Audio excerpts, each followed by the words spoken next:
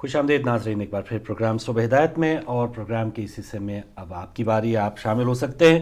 آج بھی ہمارا ٹاپک ہے امتحان جاری ہے، اور ایز اے پاکستانی قوم، ایز اے شیعہ قوم، ہم سب کا یہ فرض ہے کہ اس امتحان سے کس انداز سے ہم نکلیں، اور اس امتحان سے نکلنے کے لیے ہمارے پاس، جیسے علامہ صاحب فرما رہے تھے کہ ہمارے اندر زیادہ شعور اور بیداری ہے ظالم اور مظلوم کے حوالے سے۔ ایز اے شیعہ ہم زیادہ سمجھتے ہیں کہ ظالم وہ کس انداز سے جب ظلم کرتا ہے، اور پھر مظلوم کے کس انداز سے ہم نے ساتھ دینا ہے۔ تو یہ اویئرنیس، یہ بیداری ہمارے اوپر جب زیادہ ہے تو ہمارے فرائض بھی زیادہ ہیں۔ تو لیجئے کالز کا سلسلہ، ان کی کال ڈراپ ہوگی، دوبارہ واپس آ سکتے ہیں آپ۔ تو سسٹر جیسے ایک، لیکن تصویر ایک اس سے پہلے میں تھوڑی وضاحت کر دوں، اس بریک پر جانے سے پہلے پولیس والے کی تصویر دکھائی، تو ہمارے ویورز میں سے ایسے بھی لوگ ہو سکتے ہیں کہ جن کے کوئی عزیز و اقارب پولیس میں ہو اور وہ شہید ہوئے ہوں۔ تو ہم یہ نہیں کہہ رہے کہ سارا پولیس کا محکمہ وہ اسی قسم کا ہے، یا ان پولیس والوں سے ہم محبت نہیں کرتے، لیکن یہ جو عمومی تاثر ہے وہ پاک فوج سے لوگ زیادہ محبت کرتے ہیں، ان کی وہ آپ نے کارکردگی دیکھ لی۔ اور پولیس جو عمومی طور پہ یہ ایک تاثر ہے کہ پاکستانی سیاست دانوں کے زیادہ وہ حکم مانتے ہیں، اور عام عوام کے، حالانکہ وہ بھی عوام سے ہی ہوتے ہیں، وہ کوئی ایسا ہزار کینال کے علاقے میں یا وہ جو اپنے بنگلے میں نہیں یا کوٹھیوں میں نہیں رہتے، ہم جیسی پولیس والے ہوتے ہیں، لیکن شاید اپنے افسران کی تابعداری کی وجہ سے، یا پھر افسران اپنے سیاستدانوں کی تابعداری کی وجہ سے یہ گھنونا کام کرتے ہیں کہ بزرگوں کو بھی نہیں دیکھتے اور یہ لاٹھیاں برساتے ہیں۔ لیکن ان پولیس والوں کو ہم پھر دوبارہ سلام کریں گے کہ جنہوں نے اپنے وطن کے لیے، اور بہت سے ایسے پولیس مقابلے ہوئے ہیں جو ڈاکوؤں کی وجہ سے وہ لوگ شہید ہوئے، تو ہم ان کو سلام پیش کرتے ہیں، ان کی فیملیز کو سلام پیش کرتے ہیں۔ لیجیے کالر ہیں، السلام علیکم۔ السلام علیکم فروخ بھائی۔ وعلیکم السلام، جی محمد علی صاحب، بسم اللہ، لندن میری سے۔ بہن کو بھی السلام علیکم۔ وعلیکم السلام بھائی۔ جی میری آواز آ رہی ہے فروخ بھائی؟ جی بالکل صحیح آ رہی ہے آپ کی آواز۔ دیکھیں آپ کے، میں نے مولانا صاحب کو بھی سنا، سب کو سنا ہے۔ آج ہم اس شخص کو لیں گے کہ جو شخص بار بار ہمیں الطاف بھائی یہ کہہ رہے ہیں کہ سیلاب آ چکا ہے، دھرنے ختم کر دو، دھرنے ختم کر دو۔ تو میں الطاف بھائی سے یہ بات کرتا ہوں کہ ہم نے آپ کی حق کی آواز سنی ہے، آپ ہمیشہ حق کی آواز اٹھاتے ہیں، آپ ہمیشہ مظلوم کے ساتھ ہیں، جگیردار سرمایہ دار کے خلاف ہیں۔ کیوں نہیں الطاف بھائی آج آپ اسمبلیوں سے استعفے کیوں نہیں دیتے؟ آپ ہم کو تو کہہ رہے ہیں کہ سب کو کہہ رہے ہیں کہ دھرنے ختم کر دو، تو آپ کے ہاتھ میں جو طاقت ہے وہ آپ کیوں نہیں دو الفاظ یہاں سے فون کریں، اور فون کرنے کے بعد استعفے دے دیں؟ یہ سرمایہ دار اور جگیردار آپ کی مدد سے ہم اس پر ریموو کر دیں گے۔ تو اب ٹائم ہے الطاف بھائی، ہم آپ کی طرف دیکھ رہے ہیں، ہم آپ سے کیا کہتے ہیں، التجا کرتے ہیں، ہم آپ کے شکر گزار رہیں گے الطاف بھائی۔ ساری عمر ہماری نسلیں آنے والی آپ کو دعائیں دیں گی، ہم آپ کو جنت کی بشارت دیں گے۔ جتنے بھی مظلوم لوگ ہیں، خدا کے لیے اسمبلی سے استعفے دے دو آج الطاف بھائی۔ اگر ان کو ہم نے چھوڑ دیا تو ہم کیا کریں گے؟ آپ مجھے بتائیں کہ ٹھیک ہے ہم واپس آ جاتے ہیں آپ کے کہنے کے اوپر، تو آپ مجھے بتائیں کہ کیا پھر آنے والے جو الیکشن ہے اس میں جگیردار سرمایہ دار پھر نہیں اسمبلی میں ہوگا؟ تو الطاف بھائی آپ اپنے بیان کے اوپر ریویو کریں، ہم کو واپس مت بلائیں، آپ اسمبلیوں سے استعفیٰ دے دیں، ہم آپ کے ساتھ ہیں۔ ہم خدا کی قسم کھاتے ہیں، ہم دل سے، محمد علی اپنا دل چیر کے آپ کو دکھائے گا کہ ہم آپ کے تابع دار رہیں گے۔ ہم جب آپ چلیں گے آپ کے پاؤں کے نیچے ہم اپنے ہاتھ رکھیں گے۔ تو آج ٹائم ہے الطاف بھائی، اٹھو اور اسمبلیوں سے استعفیٰ دو، اور مظلوم قوم آپ کو پکار کے کہہ رہی ہے کہ الطاف بھائی کہاں ہیں آپ، الطاف بھائی کہاں ہیں آپ؟ چلے آپ کا میسج آ گیا محمد علی صاحب، اور نہ صرف الطاف بھائی ایم کیو ایم بلکہ سب پارٹیوں کی اس وقت ان کے لیے بھی امتحان جاری ہے، آزمائش کی گھڑی ہے کہ آیا وہ اسی گھٹے پھٹے نظام کو یا انہی حکمرانوں کو یا انہی کا ساتھ دے کے اپنا بھی کچھ الو سیدھا رکھنا چاہتے ہیں، یا وہ عوام کی طرف آنا چاہتے ہیں۔ ایک اور کالر ہے ہمارے ساتھ، السلام علیکم۔ جی وعلیکم السلام، فاروق بھائی مسعود ہیں سیدھا سے، بہن کو سلام عرض کرتا ہوں۔ بہت شکریہ۔ اصل میں واقعی یہ میرا امتحان ہے، میں نے آپ کا پروگرام ابھی کوئی 2-3 منٹ ہوئے مجھے ٹیلی فون آ گیا تھا، بہت لمبی ہو گئی کار، اب مجھے ایک اپارٹمنٹ پہ جانا ہے، میرے پاس 2-3 منٹ ہی ہیں جی، اور اس میں یہ عرض کروں گا، میں اصل میں صحیح سن بھی نہیں پایا کہ آپ کا عرض یہ ہے کہ دیکھیے ماڈل ٹاؤن میں جو واقعہ ہوا اس کی ایف آئی آر درج کرنے کے لیے آج تک اتنے لوگ تقریباً 1 مہینہ سے وہاں بیٹھے ہوئے ہیں، اور وہ ایف آئی آر ان کے مطابق جو ان کے یہ تو بعد میں تصفیہ ہونا کہ کون جرم ہے کون نہیں ہے, ملزم کون ہے, کس کو بری کر دیا جاتا ہے. پروسیس ایسا ہی ہے. ایف آئی آر ان کے کہنے پہ کٹی نہیں, یہاں ضد کی یہ حالت ہے. تو آئندہ اگر 10-20 آدمی مارے جائیں کہ کہیں کچھ ہوگا تو کیا ہوگا؟ حکومت اس بات پہ بضد ہے کہ استعفیٰ کا سوال ہی پیدا نہیں ہوتا. آئین کی خلاف ورزی یہ سب گد ہیں, جیسا میں نے عرض کیا تھا, ایک مردار پہ اکٹھے ہوئے یہ سب کے سب گد, کسی کو کوئی نہیں ہے. ابھی غالباً محمد علی بات کر رہے تھے لاسٹ میں, جو الطاف حسین صاحب نے کہا ہے. الطاف حسین صاحب نے بہت دور کی ماری تھی کہ میں پتہ نہیں کیا کر دوں گا, 7 دن کا نوٹس دیتا ہوں, اس کے بعد وہ کچھ بھی نہیں ہوا. اور مولانا فضل الرحمان کو جا کے کہتے ہیں وہ سارے ان شرارتوں کی جڑ تو وہی مولوی ہے, وہ ان سے جا کے کہتے ہیں کہ وہ انہوں کے کہنے پہ استعفے کا سلسلہ واپس لیا. اگر یہ احتجاج کرنے والے اس دھرنے کو وہاں سے چھوڑ کے واپس آ جائیں گے تو ان کی قیمت 2 آنے ہو جائے گی. کوئی یہ کیوں نہیں دیکھتا کہ اتنے عرصے سے اتنی محنت سے جو بات کی تھی, سیلاب والوں کے لیے ہمدردیاں ہیں, وہ لوگ ہمدرد کرتے ہیں, عمران خان گئے ہیں, انہوں نے پیسے دیے ہیں, اس طرح دوسرے بھی کریں گے. لیکن وہاں جا کے الطاف بھائی خود کیوں نہیں کرتے؟ اتنا عرصہ یہاں رہے, اگر جاتے تو کراچی میں ان کا دعویٰ تھا 5 دن میں یہ سلسلہ ختم کر دوں گا. حالانکہ کراچی میں یہ مارا ماری نہ ہوتی اگر 5 دن پہلے چلے گئے ہوتے. راستہ دکھانا بہت آسان ہے, کام کرنا بہت مشکل ہے. ٹھیک ہے سر, بہت شکریہ شاہ صاحب, مہربانی. جی ایک اور کالر. السلام علیکم. وعلیکم السلام بھائی فروخ. جی بسم اللہ. وعلیکم السلام بھائی فروخ, مجھے ایک دھرنے والوں کی بھی سمجھ نہیں آتی کہ ایک طرف تو وہ کہتے ہیں کہ یہ داندلی سے آئی ہوئی حکومت ہے اور یہ حکومت جو ہے یہ داندلی کی پیداوار ہے, لہذا یہ حکومت جو ہے یہ حق پر نہیں ہے اور نہ حق کی حکومت ہے, نہ یہ سچائی کے ساتھ آئے ہیں. اور دوسری طرف وہ ان سے مذاکرات بھی کر رہے ہیں. مجھے یہ بات سمجھ آتی دھرنے والوں کی. تو جب ایک چیز کو آپ کہتے ہیں کہ یہ ہے ہی داندلی, تو داندلی سے مذاکرات بھی پھر داندلی نہیں ہے. تو ان کو اس پر بھی سوچنا چاہیے کہ اگر ان کو یہ گورنمنٹ کمپلیٹلی فنکشن کر رہی ہے, اگر ان کا فنکشن نہیں رکتا تو وہ تو کبھی بھی اپنے گھٹنوں پہ نہیں آئے گی. تو ان کو کچھ ایسا کرنا چاہیے کہ جس کی وجہ سے حکومت اپنی داندلی کو تسلیم کرے اور ایک ایسی حکومت بنے کہ جو لوگ اس میں حق پرست ہوں, خدا اور رسول کا خوف رکھنے والے ہوں, اور وہ اس ملک کو ایک اسی نظام کو اور ہول کر کے ایک نئے الیکشن کرا کر حکومت اس کے حوالے کریں جس کو یہ عوام چاہیں, اس کو حکومت حوالے کر کے خود اپنے گھروں کو چلے جائیں.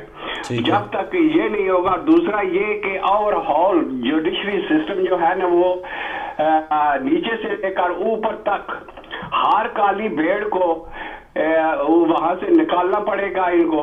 اور یہ دوسرا یہ ہے کہ ہر جج کا میرٹ چیک کریں, اس کی تعلیم چیک کریں, اگر کوئی سفارشی بھرتی ہے اور اس کے جو سابقہ فیصلے ہیں ان فیصلوں کو دیکھا جائے کہ اس نے فیصلے کیسے کیے ہیں اور کتنے غریب لوگوں کو اس نے 3 نسلوں تک تاریخیں دی ہوئی ہیں. وہ ایسے ججوں کو بھی جوڈیشری سے علیحدہ کیا جائے. تو یہ پولیس کی آپ بات کر رہے تھے, پولیس میں بہت نیک لوگ ہیں. میں بچپن میں ایک کہانی سنی تھی, میں بات سیدھی سی ہے کیونکہ میں سیدھی بات کرتا ہوں, کہ ایک سید تھا, تھانے دار تھا, اور وہ کہتے ہیں کہ اتنا ظالم تھا کہ خدا پناہ. لیکن ہوا کیا کہ وہ جب فوت ہو گیا تو اس کے بعد کسی وجہ سے اس کی قبر کو کھولنا پڑا ان کو. تو جب کھولا تو اس سے وہ تموڑیاں نہیں سنو گیا ساڑیاں, تو ڈڈار بھی کہتے سنو, پیلے پیلے موٹے موٹے, وہ اس کی قبر ان سے بری ہوئی تھی. یہ ایک چیز یہ ہے کہ ایسے پولیس والے بھی ہوتے ہیں اور اس میں نیک بھی ہیں. اللہ کی اس پاکستان جو آج کل بچا ہوا ہے آج تک یہ ان نیک لوگوں کی وجہ سے بچا ہوا ہے. صحیح, بہت شکریہ شاہ جی. اور کچھ کہیں گے؟ چلیں مہربانی. جی بالکل صحیح. اور مذاکرات ویسے آپ تو ہماری اسلامک تاریخ سے ہم سے زیادہ باخبر ہیں, واقف ہیں. تو مذاکرات یا جو دشمن کے ساتھ بھی جو گفتگو ہے وہ بھی آخری لمحات تک جاری رکھی گئی ہے. اور مذاکرات بھی ایک یہ بھی طریقہ کار ہوتا ہے کہ مذاکرات یا اپنے شرائط اگلے فریق کے سامنے رکھنے پر بھی ہمیں بہت سے ان کے جو نقاب ہیں چہروں پہ پڑے ہوئے ان کی جو حقیقت ہے مزید کھل کے سامنے آ جاتی ہے کہ لیجئے یہ مذاکرات یہ نکات ہیں جن کو یہ لوگ ماننے کو تیار نہیں ہیں. تو بعض اوقات یہ حربہ بھی ہوتا ہے اور پتہ ہوتا ہے کہ یہ فریق بالکل مانے گا نہیں. اور جس طرح استعفے کی بات ہو رہی ہے سب کو پتہ ہے کہ میاں برادران جس پاپڑ بیلنے کے بعد جو اقتدار پہ آئے ہیں پتہ نہیں کیا کیا انہوں نے غبن کر کے یا کس کس کی آشیرواد کے بعد اگر وہ اقتدار میں ہے تو وہ کیسے استعفیٰ دے دیں گے. لیکن ان کی حوث تو ہمیں پتہ چل رہی ہے کہ کرسی کے لیے کتنے زیادہ یہ حوث والے ہیں. اور کبھی بھی نواز شریف صاحب اسمبلی تک میں نہیں آئے, سینٹ تک میں نہیں آئے, تو آج 6واں 7واں دن ہے وہ اسمبلی میں بیٹھے ہوئے ہیں اور 15 دن سے زیادہ وہ ملک میں رہتے ہی نہیں تھے. آج مہینہ ہو گیا پاکستان میں وہیں وہ ہیں. تو کچھ نہ کچھ ہمیں گین ہو رہا ہے, کچھ نہ کچھ ہمیں مل رہا ہے اس تمام احتجاج کے بعد. ایک اور کالر. السلام علیکم. السلام علیکم فروغ بھائی. جی وعلیکم السلام نقوی صاحب, بسم اللہ. بہن آپ کو بھی سلام. وعلیکم السلام بھائی. بات یہ ہے کہ آج آپ کا ٹاپک جو ہے میں اگر مجھے 2-3 منٹ دیں, کال بند نہ کریں تو میں دو باتیں کروں گا. ایک سیاست پہ اور ایک جو آپ نے راجہ ناصر صاحب کا دکھایا آپ نے جی ضرور انٹرویو, اس پہ بات کروں گا. جی ضرور اگر اجازت دیں تو. پلیز. فروغ بھائی سب سے پہلے یہ ہے کہ علامہ راجہ ناصر صاحب کا جو بیان میں دیکھ رہا تھا اور ان کی باقی تقریریں بھی سن رہا ہوں جی طاہر قادری کے ساتھ, میں آپ سے صرف یہ ایک سوال پوچھنا چاہتا ہوں کہ جب بات آتی ہے اتحاد بین المسلمین کی تو ان کے الفاظوں میں, ان کے جذبے میں, اس کے جوش میں انتہا کو پہنچے ہوتے ہیں. ٹھیک ہے. لیکن جب اتحاد بین المومنین کی باری آتی ہے تو یہ جوش ٹھنڈا ہو جاتا ہے اور یہ کربلا کے واقعات بیان کرنا شروع کر دیتے ہیں. ٹھیک ہے. کیا ہمیں اتحاد بین المسلمین کے ساتھ بین المومنین کی ضرورت نہیں ہے؟ ٹھیک ہے. کیا ہمیں نہیں چاہیے کہ یہ ہم لوگوں کی چھتریوں کے نیچے بیٹھ کے تو جو جذبہ دکھا کے یہ ثابت کر رہے ہیں کہ ہمارے پیچھے طاہر قادری ہے, ہم کچھ بھی نہیں ہیں, یہی ثابت کر رہے ہیں نا اب تک کہ طاہر قادری اگر ہماری کمرے پیچھے ہو تو ہم بہت کچھ ہیں, ادروائز ہماری اپنی طاقت کوئی نہیں ہے. اور بھائی 5 کروڑ عوام کے تم مالک ہو, 5 کروڑ عوام تمہارے پیچھے ہے, تمہاری اپنی طاقت کہاں ہے؟ کہاں ہو تم؟ کہاں ہے تمہارا لیڈر؟ کہاں ہے تمہاری لیڈری؟ آپ بھی علامہ کمیلی کے بیٹے کو جو شہید کر دیا گیا ہے, کسی کا کوئی بولا ہے, کوئی پوچھا ہے کس نے, کوئی بات ہوئی ہے؟ یہ 14 جو شہید ہوئے ہیں ان کی تو رو رہے ہو 32 دن سے, تو جو اپنے 100 کے جنازے لے کے بیٹھے رہے ان کی بات کوئی نہیں کر سکا ابھی تک. علامہ کمیلی کی بات پہ آج تک نہیں. ایک قادری آیا تو اس نے پارلیمنٹ تک جا کے شور کیا 14 آدمیوں کو اور پارلیمنٹ کو گھیر کے رکھ لیا, اور یہ سارے 4 لیڈر بیٹھے ہوئے ہیں, کسی نے علامہ کمیلی کی بات پہ کوئی باہر نکلا ہے, کوئی کیا کسی نے کوئی بات؟ تو یہ کام کو اس طریقے سے تقسیم کر کے اپنے الو سیدھے کرنے کی ضرورت نہیں ہے میرے بھائی. ہمیں اپنی ضرورت ہے, ہمیں اپنے مومنین کی ضرورت ہے, ہمیں اپنے مذہب کی ضرورت ہے, ہمیں فقہ جعفریہ کی ضرورت ہے, ہمیں طاہر قادری کی ضرورت نہیں ہے. ہمارے اندر طاقت ہوگی تو ہم کئی طاہر قادریوں کو پیچھے چھوڑ کے آگے آ سکتے ہیں. لیکن افسوس یہ ہے کہ ہم نے اپنی دکانداری چکما کے اور ہم لوگوں نے مومنین کا ستیہ ناش کیا ہوا ہے, شیعہ مذہب کو اس طریقے سے نیچے رکھا ہوا ہے کہ آج بھی قتل جو ہو رہے ہیں شیعہ ہی ہو رہے ہیں.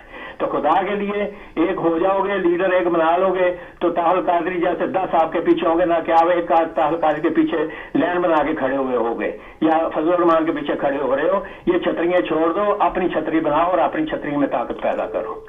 اب جہاں تک آگے بات اس کی سیاستی فروغ بھائی تو میں اس میں بات کروں گا کہ ابھی تک آپ نے دیکھا, میں پہلے روز سے آپ کو کہہ رہا تھا کہ عمران خان اور قادری کی باتیں سچ ہیں, صحیح ہیں, طریقہ غلط ہے.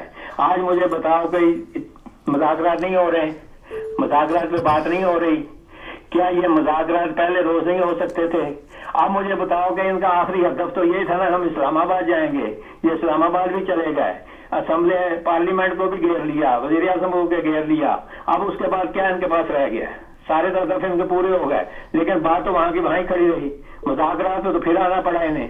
تو کیا فائدہ ملک کو فنانسی طور پہ نقصان پہنچانے کا اور اس طریقے سے کرنے کا, جبکہ مذاکرات بھی آنا تھا پھر بھی تو اتنا وقت ضائع کیا اور ملک کی معیشت کو تباہ کیا. تو یہ باتیں سوچنے کی ہیں. جب تک آپ اپنے اندر پاور پیدا یہ نہ کریں کہ آپ کو پاکستان کے 18 کروڑ عوام لیڈر نہ مانے, تب تک آپ کے پاس طاقت نہیں ہے. یہ جو بیٹھے ہوئے ہیں یہ وہ گدھ ہیں جن کے پنجے آپ اتنے طاقتور ہو چکے ہیں کہ یہ جڑوں تک جا چکے ہیں آپ کے عوام کے. یہ گدھوں کے پنجے جو ہیں یہ آپ اس طریقے سے نہیں چھڑا سکتے کہ 4 اسٹوڈنٹ لیے اور 4 مدرسوں کو تعلیم لیے اور سڑکوں پہ آ کر کہا جی ہم انقلاب لا رہے ہیں۔ انقلاب اس طریقے سے نہیں آئے گا جب تک کہ اسٹوڈنٹ آپ کے ساتھ نہ ہو، تاجر آپ کے ساتھ نہ ہو، کسان آپ کے ساتھ نہ ہو، مزدور آپ کے ساتھ نہ ہو، تب تک یہ انقلاب نہیں آ سکتا۔ یہ انقلاب لانے کے لیے آپ کو ان ساروں کو اکٹھا کرنا پڑے گا، مدرسوں کے طالب علموں کے ساتھ اور 4 گانے بجانے والوں کے ساتھ مل کے آپ انقلاب نہیں لا سکتے۔ یہ سچ ہے کہ وہاں بیٹھے ہوئے 26 دن ہو گئے ان کو، یہ میں مانتا ہوں کہ ان کا بڑا حوصلہ ہے، لیکن وہ چند لوگ ہیں، پورا پاکستان نہیں ہے ان کے پیچھے۔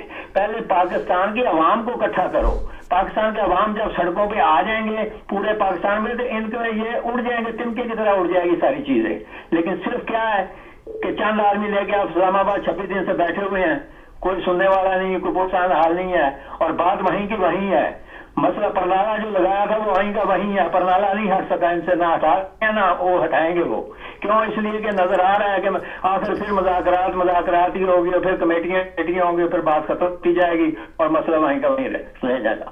عوام کو اکٹھا کرنے کے لیے عمران خان کو، قادری کو عوام تک جانا پڑے گا، دروازے پہ جانا پڑے گا، گاؤں جانا پڑے گا، مدرسے جانا پڑے گا۔ جب 18 کروڑ عوام سڑک پہ ہوں گے بھٹو دور کی طرح تو جیسے ایوب خان کا جنازہ نکال دیا تھا بھٹو نے، یہ بھی نکال دیں گے، لیکن یہ طالب علموں کے، اسٹوڈنٹ اور گانے بجانے والوں سے نہیں انقلاب آتے، نہ آئیں گے۔ تھینک یو جی، مہربانی۔ بہت شکریہ نقوی صاحب۔ آج میں نے تہیہ کیا تھا آپ کو درمیان میں نہ روکنا ہے، آپ نے جو بھی بھڑاس نکالیں، لیکن پوائنٹس بہت سے ہیں، جیسے آپ نے بات کی ہے کہ کیا فائدہ کہ مذاکرات ہی کرنے تھے، لیکن مذاکرات یا ان دھرنے کی وجہ سے نقوی صاحب یہ 12 اگست کو نواز شریف صاحب نے کمیشن کا اعلان کیا، تو کیا ہی اچھی بات تھی کہ 17 جون کو یہ واقعہ ہوا ہے، 18 جون کو اب ایون تو اسی دن ایف آئی آر درج ہو جاتی ہے، لیکن ایف آئی آر درج ہو رہی ہے اب یہ 2 دن پہلے، اور کمیشن کا اعلان کیا جا رہا ہے۔ 1.5 سال پہلے عمران خان نے کہا کہ 4 حلقے کھول دو، کمیشن کا اعلان یا آفر دی جا رہی ہے 12 اگست کو، اور یہ جو مذاکرات کی بات ہو رہی ہے یا مذاکرات کیوں کیے جا رہے ہیں، اس میں دھرنے کی ہی وجہ سے ان تمام لوگوں کو تھوڑا سا ماتھے پہ پسینہ آیا ہے۔ ہمیں پتہ چلا ہے کہ پیپلز پارٹی اور نون لیگ کے درمیان کتنی محبت ہے، اور کس وجہ سے محبت یہ بالکل شیشے کی طرح ٹوٹ سکتی ہے جب تھوڑا سا بھی اعتزاز احسن صاحب کی یا ان کے حوالے سے کوئی بات کرے گا تو یہ اعتزاز صاحب نے کہا کہ میں اکیلا ہی اس نظام کو لپیٹ سکتا ہوں۔ تو یہ محبت میں کتنی زیادہ سچائی ہے اور یہ وقت کی ان کی کتنے لیے ضرورت ہے، اور ہماری آپس میں اتحاد بین المومنین ظاہر دونوں ہاتھوں سے تالی بجتی ہے، اور ہم نے دونوں اطراف کی گفتگو سن لی ہے، کہاں سے کیا رکاوٹ ہے، کیا وجوہات ہیں۔ میں تو اسی دن ہم نے یہ بات کی تھی کہ ٹھیک ہے کسی کو طاہر القادری صاحب پسند نہیں ہے، عمران خان یہودیوں کے ایجنٹ ہوں گے، لیکن اس وقت جو عوام کی ضرورت ہے، الطاف بھائی کے جیسے اس سے پہلے بات ہو رہی تھی، سب پارٹیوں کے لیے امتحان کی گھڑی، امتحان کا وقت ہے۔ آئیے آپ اپنا سٹیج لگا لیں، آپ اپنا میز کرسی رکھ کے، لیکن عوام کی نمائندگی کریں، ایوان کے اندر بیٹھ کے نواز شریف یا انہی حکمرانوں کی نمائندگی نہیں کریں تو یہ وقت کبھی معاف نہیں کرے گا۔ یہ وقت یہ قوم سب دیکھ رہی ہے، حکمران کیا کر رہے ہیں، حکمران کو بچانے والے لوگ کون کون ہیں، اور باہر جو لوگ ہیں، ٹھیک ہے ہم بار بار ان سے نفرت کر سکتے ہیں، ان سے اختلاف کر سکتے ہیں، لیکن وہی لوگ کامیاب ہوں گے جنہوں نے عوام کی بیداری کے لیے کچھ نہ کچھ کیا ہوگا، اور جس نے نہیں کیا ہوگا ان کو ہمیشہ عوام یاد بھی رکھیں گے۔ شاید بریک کا کہا جا رہا ہے، جی بریک کا وقت ہے، آپ کی کالز آ رہی ہیں، بریک کے بعد واپس آتے ہیں۔